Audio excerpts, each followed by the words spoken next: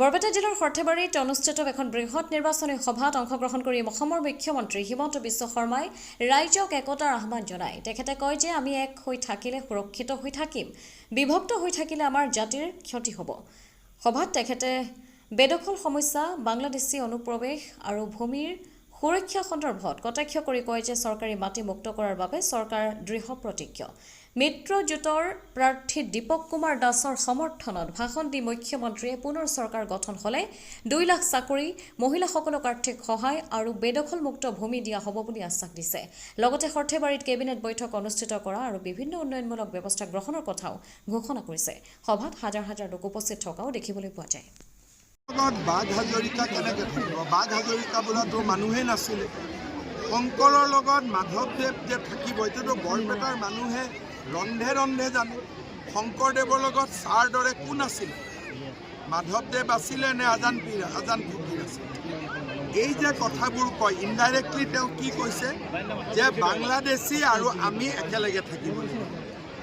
তাৰ মানে তেওঁ কি বুজাইছে যে নতুন বৰ অসমত বাংলাদেশীসকল আৰু অসমীয়াসকলক মই একেলগ কৰি দিম।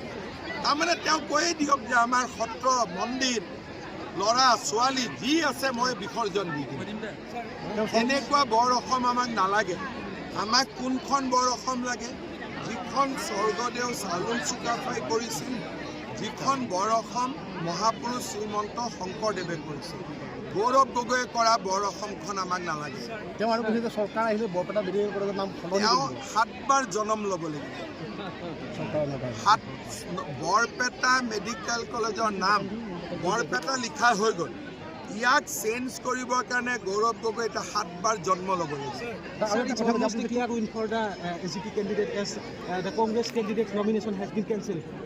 I have already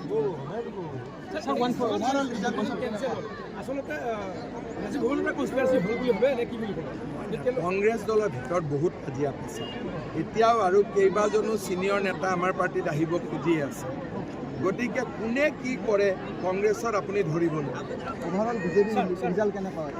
অভিলেখ এইবাৰ ইমান ভোটৰ হ'ব। আপোনালোকে নিজে ভাবকচোন, 9টা বজাত ইলেকশ্যন মিটিঙত কোনোবা মানুহ আহে? আজি এতিয়াওতো দূৰত আহিয়ে আছে। এনেকুৱা পৰিৱেশ অসমৰ আগতে নাছিলে।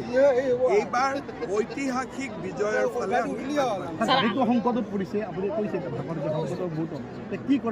জাতিটোৰ সংকটৰ মুহূৰ্তত আমি একেলগ হৈ থাকিব লাগিব। একতাৰ বেলেগ কোনো কথা নাই।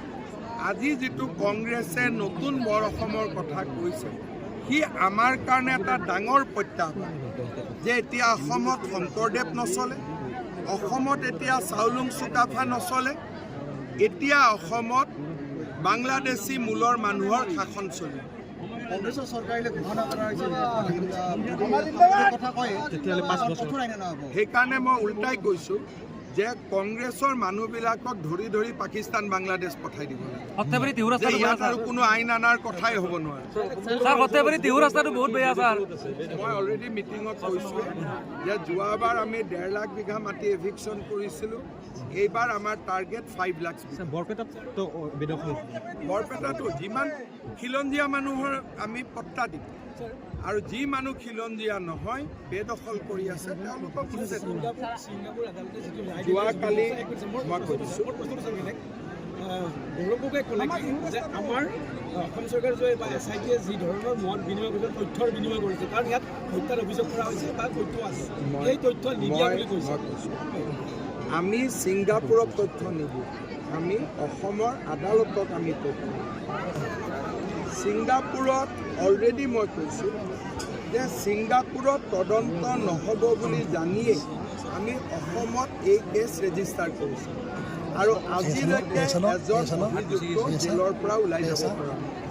ছিংগাপুৰত যদি আমি কেছ ধৰিলোঁ, তেতিয়াহ'লে আজিতো আমাৰ চব চেঞ্জ হৈ গ'ল। যোৱাকালি মই ইতিমধ্যে গুৱাহাটীত এই বিষয়ে বুজাই কৈছোঁ।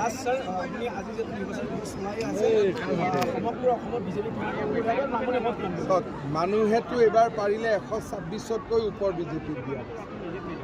সেইকাৰণে দেখা যাওক ইলেকশ্যনৰ 9 তাৰিখৰ গধূলিলৈকে মই গম পাম কিন্তু বৰপেটাত যে বিজেপি জিকিব সেইটো আজিয়ে মোৰ পৰা লিখিব। সৰ্থেবাৰীৰ পৰা নৱজিত নাথৰ ৰিপৰ্ট, অমৃত নিউজ 24/7।